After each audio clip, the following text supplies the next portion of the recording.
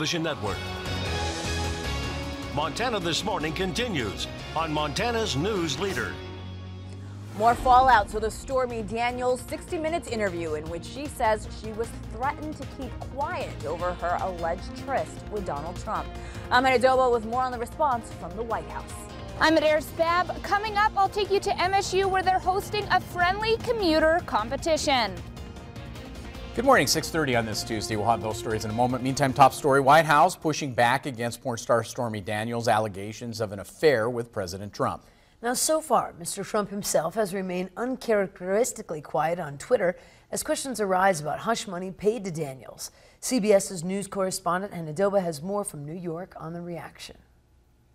An attorney representing President Trump's personal lawyer, Michael Cohen, says there was no legal issue with a $130,000 payment Cohen made to porn star Stormy Daniels. Mr. Cohen paid the $130,000, but the reason is to protect business, protect reputation, and to protect family. And you cannot speculate that it was to elect somebody president of the United States. Cohen maintains the money he paid to Daniels just before the presidential election was never paid back by the Trump campaign or by Mr. Trump and does not constitute a violation of campaign finance laws. It was not a campaign expense. This was a settlement. Daniels sat down for a widely watched interview on 60 Minutes that aired Sunday. She claims she had consensual sex with Mr. Trump in 2006. He knows I'm telling the truth. She and her lawyer described how the settlement was arranged and the non-disclosure agreement that came with it to stay quiet about the alleged relationship. Some legal experts say the timing of the payment could present a problem. Why would they do this agreement at that time? The obvious answer is to affect the election results. The White House dismisses Daniels' story. The president doesn't believe that any of the claims that Ms. Daniels made last night in the interview are accurate. The president did not mention Daniels on Twitter, but tweeted this yesterday. So much fake news, never been more voluminous or inaccurate. Hannah Doba, CBS News. Now, Cohen says Daniels and her attorney face millions of dollars in damages for violating the non-disclosure agreement. The White House said it would not say if President Trump watched the 60-minute interview. 6:32 now. Meteorologist Matt Elwell joins us. Lots of stars in the sky, the moon, beautiful, but again, the price you pay for that this time of year is a little chilly. We're starting off on the mild side. Yes, certainly chilly, but as we go through the week, I think our temperatures are going to take a bit of a dive as we get in toward Easter. So brace yourself. Brace yourself in West Yellowstone. 1 degree this morning in west, 20s and 30s for most of us. We do have a few clouds out there, but generally pretty mild conditions. I do expect these daytime highs to be in the mid to upper 40s for today. Generally pretty quiet for us as we're starting things off. We'll see the wind pick up later today.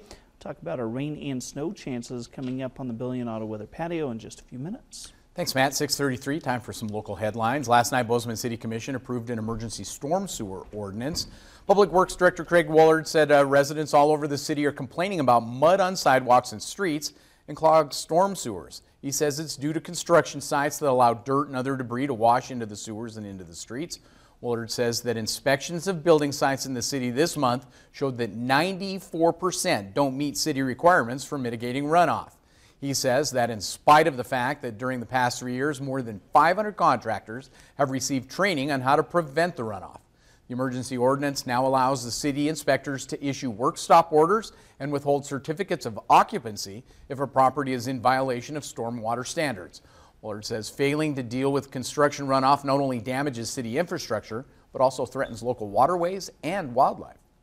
In other news, the Bozeman Commuter Thawne began on Monday. MTN's Medeiros Babb tells us how you can log your carpool, your bus, your walks, and your bike rides for a chance to win some local prizes from local businesses.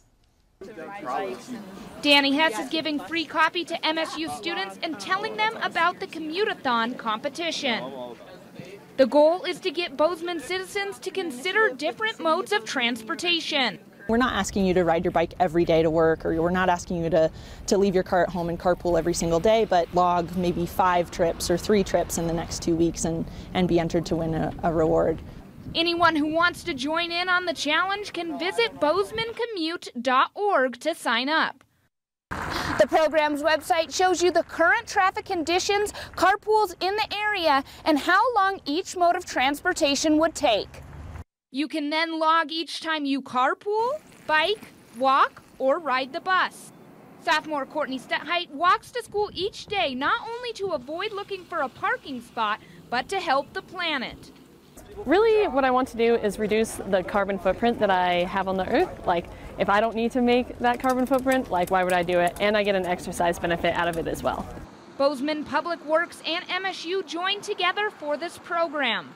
They hope it will reduce traffic, CO2 emission, and the parking demand within the city. Competition aspect really gets people motivated to try something new. It's not necessarily about winning some really cool prize, although that helps. Commuter Thawne will run for 2 weeks, ending April 6th. In Bozeman, Medeiros Babb, MTN News. Now you can find out which local businesses are giving out prizes by visiting our websites. Also, groundbreaking for the new Bozeman High School took place on the city's west side yesterday. New school will be located on Annie Street. Now, last spring, voters approved the $125 million bond for the new high school and renovation to the existing high school.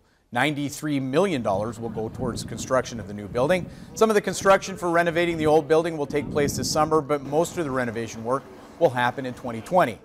Superintendent of Schools Robert Watson says he's grateful for the community's support. I think most folks understand that Bozeman's a pretty special place, but it is a community, and it's all about relying on each other and supporting each other, either through the city or through the chamber and through the school district. So for us, it's just an exciting time because we have support of our community partners. Again, the new high school is set to open in the fall of 2020. And Money Magazine is out with its annual list of the 15 best airports in the country. Bozeman Yellowstone International Airport came in at number 5. The magazine teamed up with J.D. Power and Associates to rate 80 airports across the country.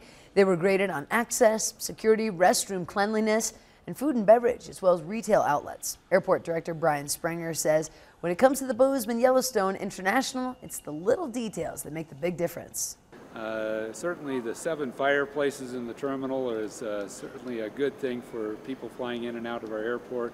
The ability to buy Yellowstone Park passes right here in the airport. Fantastic. Bozeman Yellowstone International has an on-time arrival rate of 85.75%.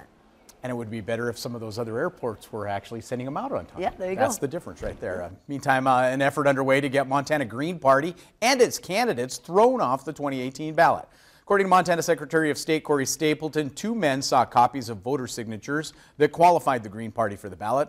2 men are former State Democratic Party Chair Jim Larson of Billings and former Labor leader Don Judge of Helena. They're trying to see if any of the signatures can be challenged as invalid. Our clerks are very up to date on verifying not just signatures for ballots, but signatures for initiatives, which is the case here. So I'm very confident that the vast majority of those signatures are absolutely legitimate. I'm highly confident that the Green Party did qualify. By the way, the Green Party submitted the signatures to county election offices 3 weeks ago, enough to qualify the party for ballot. Neither Larson nor Judge returned our messages asking for comment. And 3 new members of AmeriCorps were sworn in Butte on Monday afternoon to do their duty working on energy issues. Keaton Martin, Colton Schub, and Megan Annis, all of Butte, took the oath from the Butte's chief executive, Dave Palmer. The group will do more than 400 hours of service on energy-related needs in the Butte area. It provides a huge benefit to the community, to the organizations that are called host sites. So any organizations that are working on any sort of energy-related project, research, anything like that, our members are directly involved with. Now, AmeriCorps is part of AmeriCorps, and that operates in Butte. Very cool. Very cool. Congrats to them. Absolutely. It is time for a quick break. One Montana This Morning returns. This week's Montana Made segment takes us to Belgrade, where we introduce you to a couple whose hard work paid off with a once-in-a-lifetime Christmas gift. We'll explain that in a moment. We have that after the break, but first let's check in with Gail King to see what's coming up at 7 o'clock on CBS This Morning. Good morning ahead on CBS This Morning. Ben Tracy's in Beijing with new clues about a mysterious visitor from North Korea. There is speculation that dictator Kim Jong-un left his country for the very first time since taking over. And former President Jimmy Carter talks about his new book on faith and the worst mistakes he thinks President Trump has made in office. Talks to Nora about that. We'll see you 7 o'clock on the dot.